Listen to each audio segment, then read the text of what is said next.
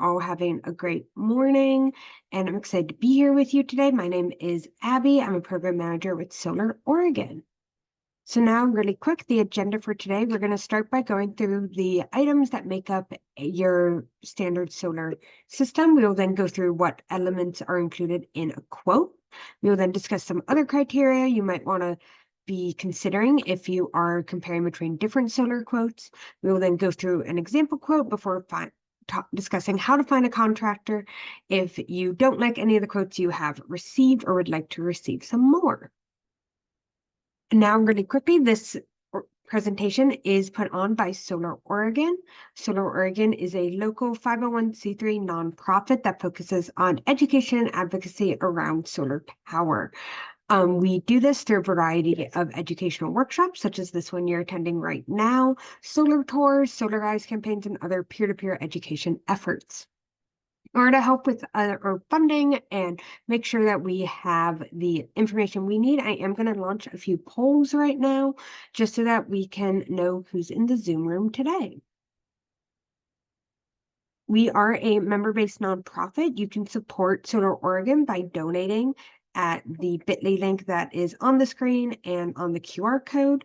And you can follow us on social media and Eventbrite at Solar Oregon.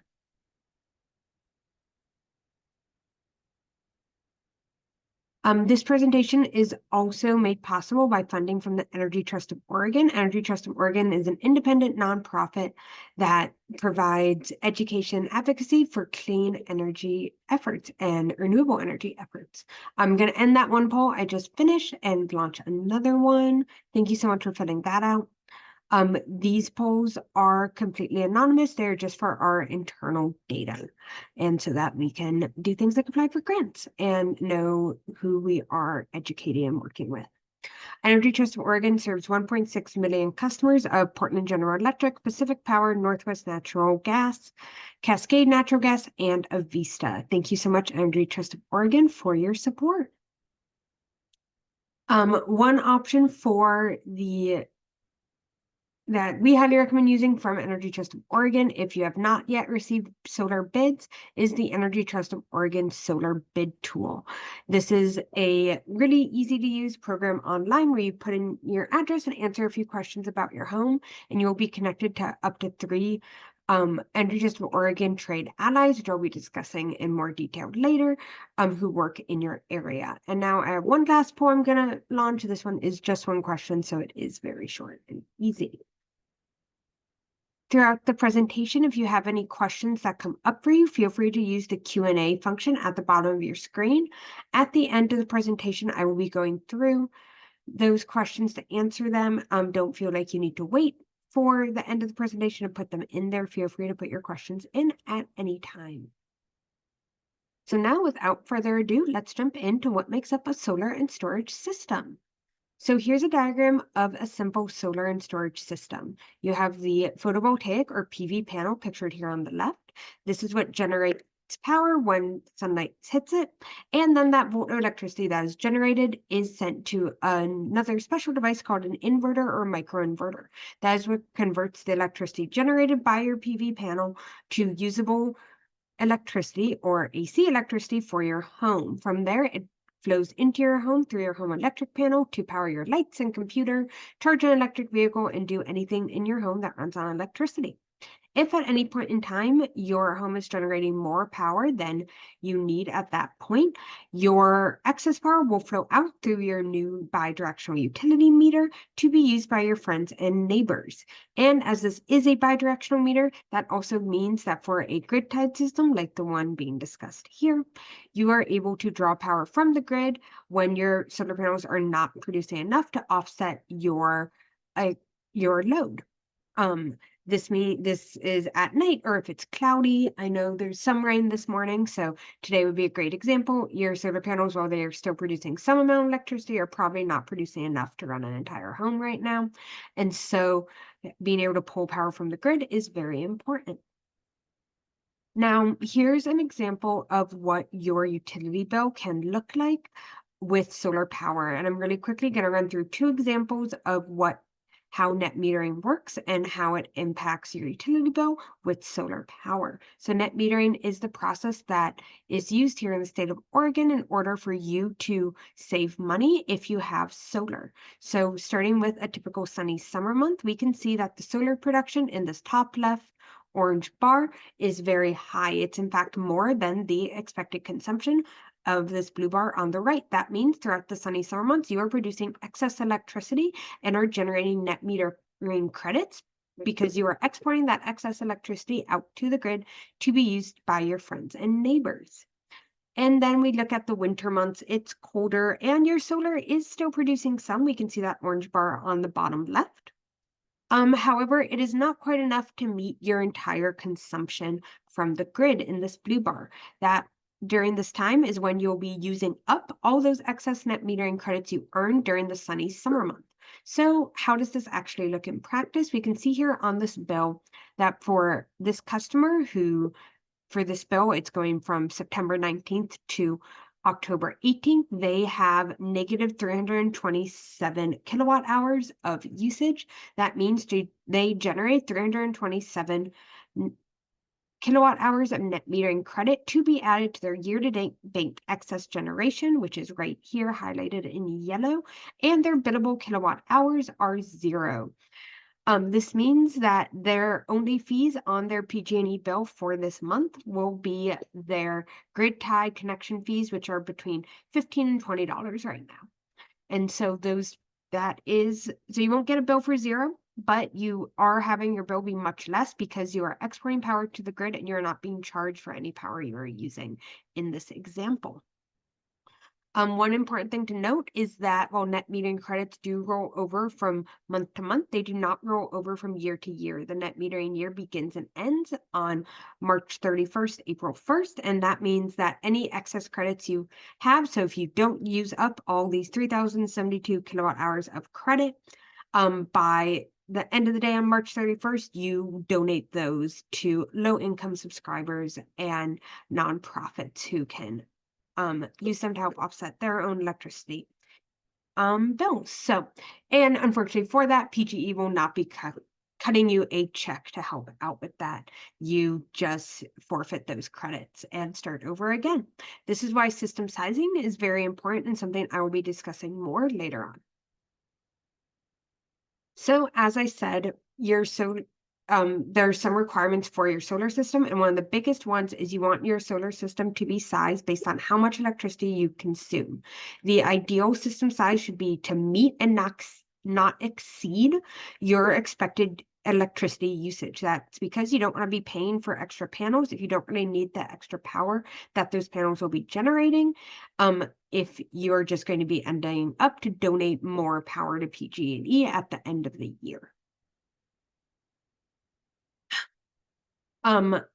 So when you meet with a solar contractor, it's important to discuss any expected lifestyle changes that may impact your electricity usage. This can be updating appliances or someone moving in or out of your home, whether that's having a baby or moving a parent or older child into your home, as all of these are things that will impact the size of your system and your expected electricity usage. Other factors that can contribute to your system size are your house's location, your roof condition, your available space, your budget, and aesthetics.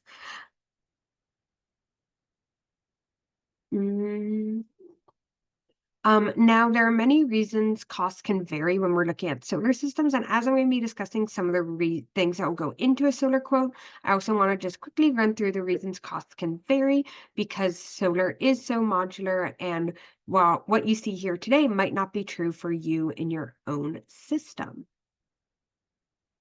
So the cost of a solar system can be very dependent on the size of the system. If you need to re-roof your home in order to get solar power, if you need to do any sort of structural analysis or structural reinforcements, and any electrical upgrades that need to happen in order to support it.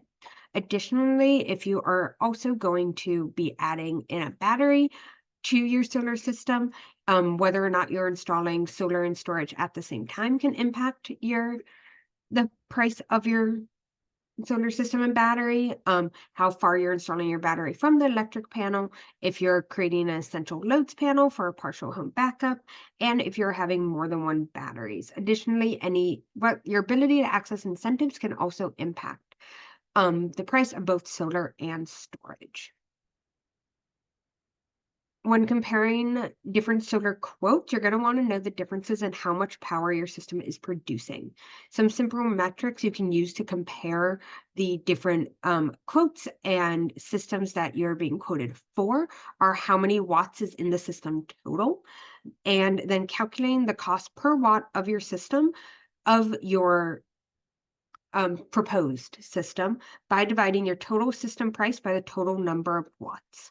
It is important to note, though, that just calculating the cost per watt is not a good bar to use, as you want to be aware of the quality of the parts you are using and not just get the cheapest panel and equipment possible, as that can lead to more charges and more issues down the road. Other questions that are important to ask of your proposed system are: what is the solar production estimate for both peak summer and winter months? And what is the yearly solar production estimate or kilowatt hours per year? And you also want to always double check if there are any additional charges that you might not have considered. Apologies. Now I'm going to go through some elements that are probably included in a standard solar quote. So first up, you should know what's included in your system price. This includes all equipment, so panels, inverters, production monitoring systems, etc. This also includes racking equipment, pest prevention, electric panels, and upgrades. You also want to review the installation times, warranties, and labor costs. It is important to keep in mind that installation time can vary depending on how permitting goes and if any delays happen due to that. However, it is a good thing to consider even at just the quote stage. You also want to remember to review any warranties that are included and be very clear on what is covered and what is not, and consider if a maintenance plan is included in the cost or if that is something you'd be interested in adding on. Other items that might be included in your quote as possible add-ons are the addition of batteries to a solar system, EV chargers, a meter or electrical upgrades, structural upgrades, which could be needed in order to support the weight of a solar system if you're adding it to an older roof. If you have to re-roof so that your roof is better equipped for solar, and if you need additional critter guards or if that is recommended as an add-on for you. When it comes to equipment, a big price difference can come down to your system design and what brands are represented in your system. A great topic to discuss with your solar installer is how the brands present in your system work together. This can also be a great chance to read online reviews of brands and make sure you're getting the system that you want. A lot of information about solar systems and different brands are available online, and while solar contractors are experts in what they do, it's always important to do your own research as well. Both microinverters, which are pictured here on the right, and string inverters are great and are installed often throughout Oregon, but your contractor may also have one that they recommend for your system. And a great question would be asking them why they recommend one versus the other. For your solar system, you will also have 2 warranties, one on the parts within your system, so the panels, the inverter or microinverter, the racking, etc., and one from your solar installer. There are industry standards of warranties that can be 20 to 25 years for the panels and inverters and around 10 years for a battery. This can vary depending on systems and the brands used, so be sure to ask what the warranties are for your system and be sure you know what is covered under the warranty. So that is that on equipment. Next up is what technology is in your system. So as I said, you can do a lot of research on your own, but a lot of installers I know and speak to have preferences of what they find to work the best. So those are really great questions to ask about what brands and why they recommend those brands for you when you're meeting with an installer. Energy Trust of Oregon offers a contractor certification program called the Energy Trust of Oregon Trade Ally, where you can be sure that they are familiar with Energy Trust of Oregon guidelines. And one of the things that you get from working with an Energy Trust of Oregon Trade Ally is that trade allies have to provide at least a 2-year system warranty that covers all labor for any repairs resulting from defects in equipment or contractor workmanship. And often that 2-year warranty is usually extended to be up to 10 years for workmanship and equipment warranties. So that is an option as well. So now that we are already discussing warranty, as I've mentioned already, it's important to be aware of both the length of your coverage and what is included. I know I've gotten screwed a number of times via the Apple Care and being under Apple Care, and yet having water damage on my phone not being covered. That's a great example of why we want to know what is included and what is not, so that you can be prepared for some maintenance costs that might happen by the road. Energy Trust of Oregon Solar Within Reach program has a 7-year full system workmanship warranty for eligible projects. So if you're able to access that incentive, that is an important thing to be aware of. And I apologize, some leaf blowing has started outside my window. So if there are any issues hearing me, please let me know, and I can always grab some headphones or something, but feel free to put that in the Q&A or chat if there's an issue. Now there is the question of differences in logistics. So your 2 quotes in front of you are recommending the same panel, same inverter type, and they seem very comparable. You might want to then look at if there are differences in logistics. So how long is the installation warranty? What is the timeline that your contractor is predicting for getting your solar system interconnected and up and running? And what are the payment structures offered by that contractor? And lastly, there's financing. Really quickly before I go through this slide, I am not a financial professional, and as with any major financial decision, we highly recommend consulting with a financial professional and making sound financial decisions for yourself and your future. So now that I've done that little disclaimer, here are some things to consider. First up, there are the loans. So you want to be aware of what is the interest rate. Are there any dealer fees or early payoff penalties? Is it a fixed or variable loan? And how many times can you rematurize the loan, and who services their loan? Some solar contractors have credit unions or loan offices that they work with, and they can be a really great resource, but always do your own research as well. Many credit unions offer tailored solar products, as do some banks. And so talk to your bank and financial consultants and resources in order to be sure you are making a sound financial decision. Another option instead of a loan is leasing your solar system. For this, you want to be aware of if there is an annual escalator. Does it put a loan on your home? And as with most leases, you will not then own the system on your roof. So be sure you read the fine print when it comes to that. A third option is a power purchasing agreement. This is where you are leasing out the production of the system rather than the equipment, and similar concerns to just leasing your solar system apply here. Because solar and battery storage entail a large upfront cost, it is very common to utilize financing. So don't feel like you are doing something wrong if that is a path you need to take. Some homeowners do obtain a loan through a bank with which they have an existing relationship, but some banks do not provide loan products for solar. So it is important to shop around and talk with a contractor, as they may know of some resources that can help you.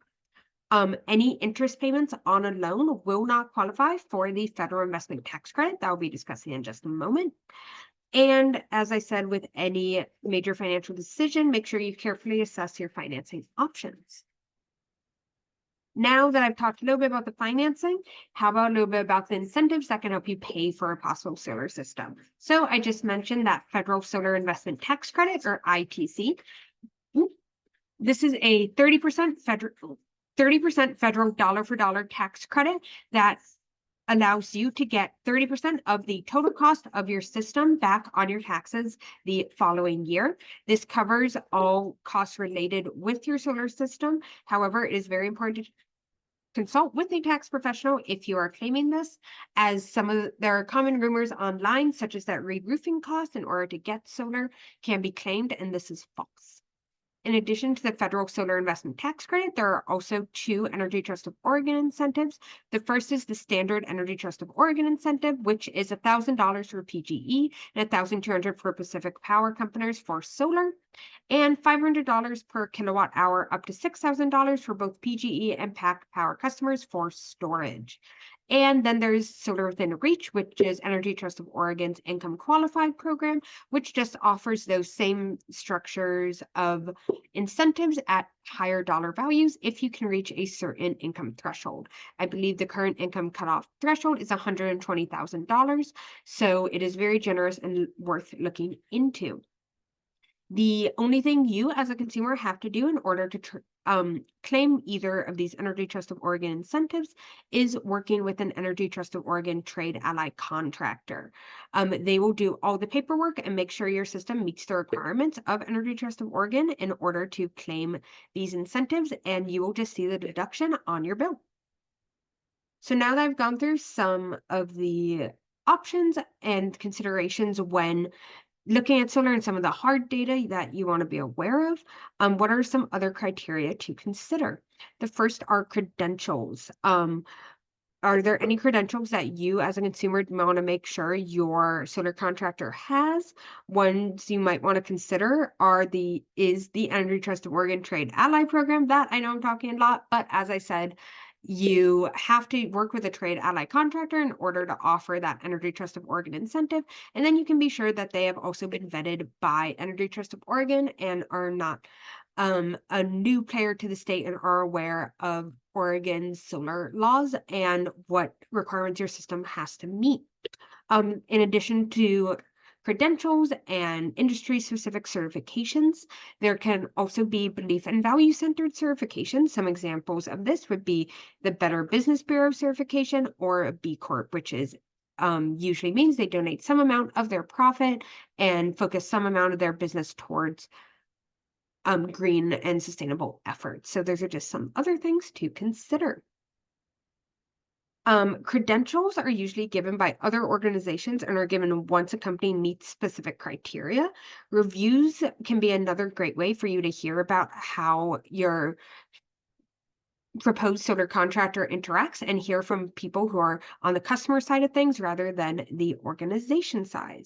Before you even request quotes, you can check contractors' websites for testimonials, and any installer should be able to provide you references for their services. If you're getting any sort of specialized project, such as a solar roof, be sure to ask for references that received that specific product as well.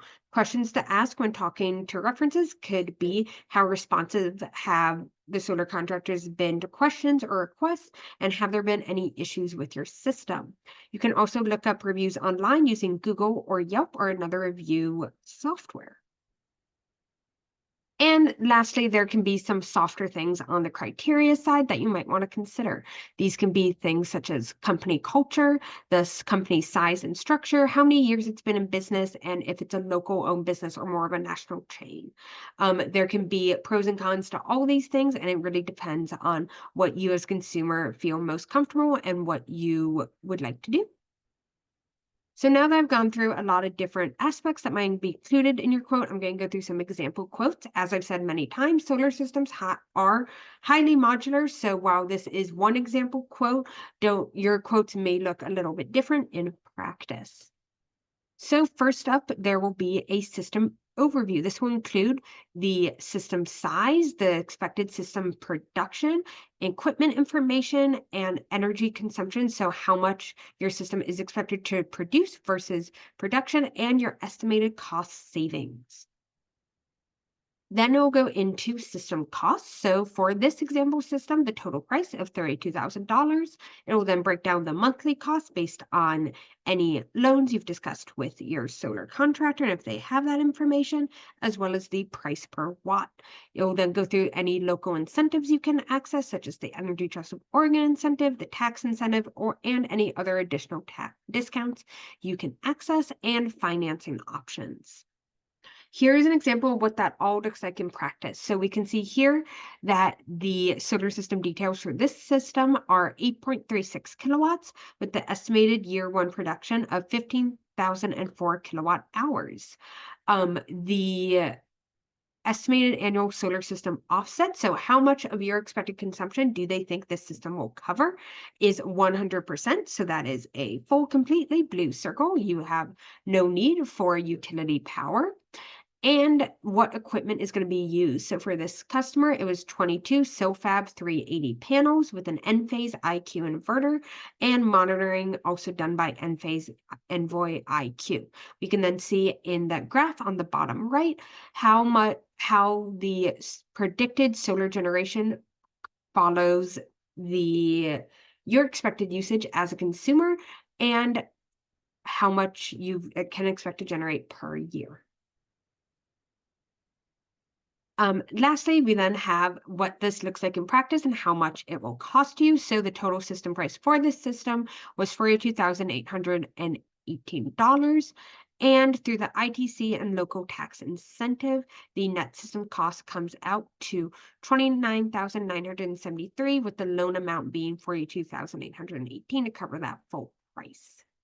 The monthly loan payment is $129, and the monthly payments, if the incentive if the tax incentive investment is not paid towards the loan, as that is an option many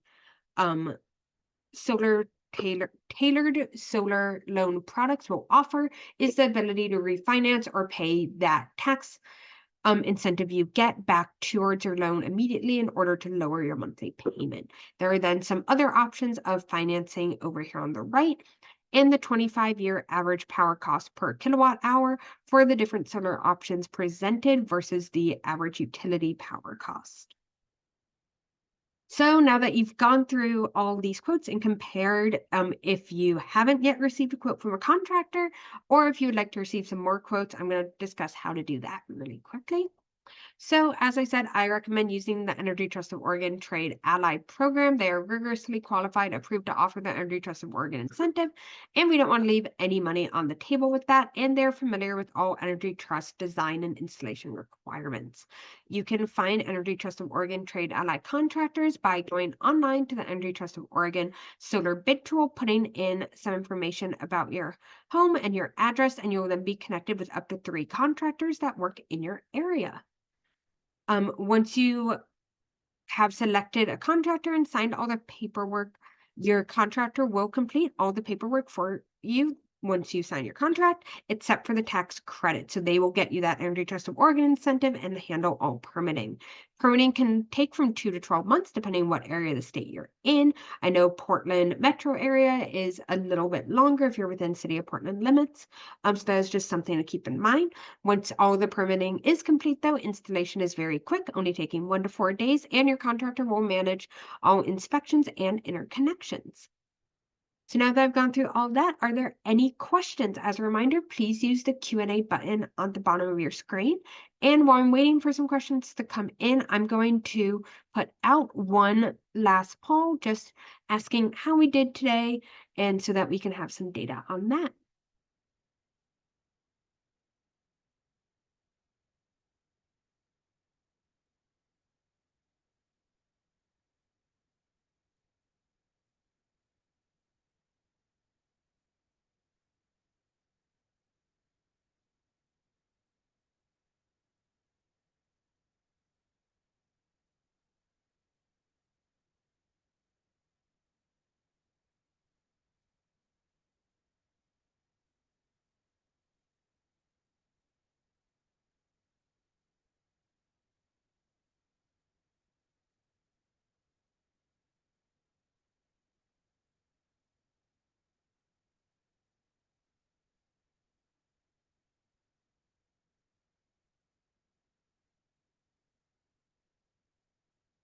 We got a question in the chat, so while people are finishing up that one last poll, I'm going to go ahead and answer that, so you can listen to that while you're still filling out the post-event survey. So I mentioned that ETO offers a longer workmanship warranty for solar within reach. Apologies.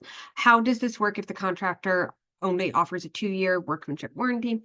So Energy Trust of Oregon has a floor to what contractors must offer as far as workmanship warranty.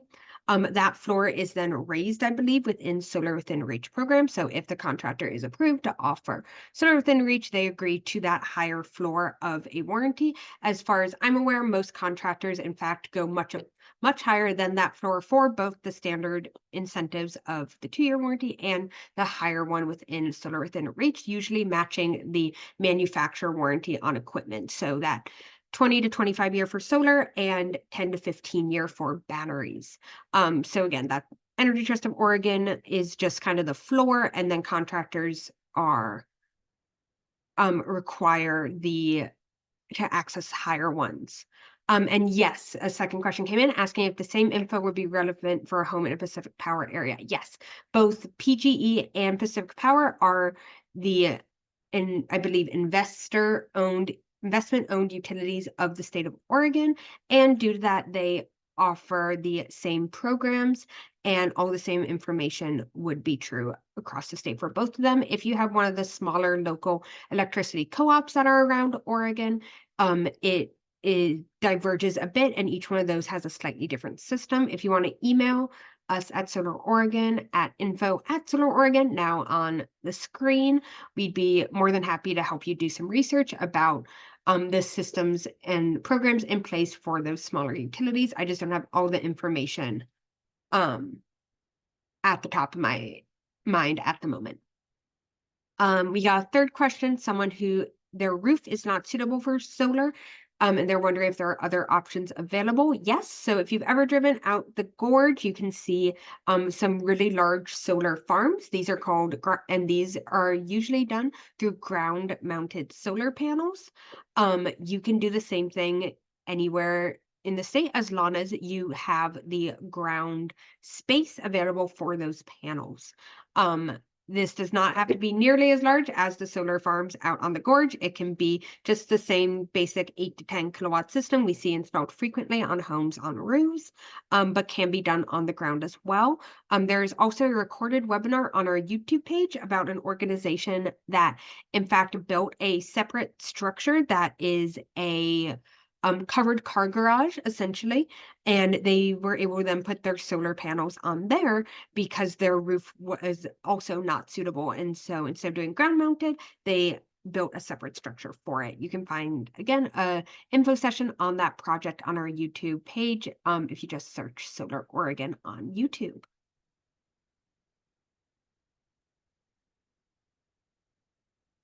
I am more than happy to stay and answer any and all questions people have. Um, I will leave it open for at least another 30 to 60 seconds just to see if any other questions come through. But thank you all for being here today. And I hope you learned something. And a recording will be available on our YouTube page by the end of the week at the latest. And if you registered via our Eventbrite, we'll be sure to send you an email with that recording so that you can review any of the information covered there as well.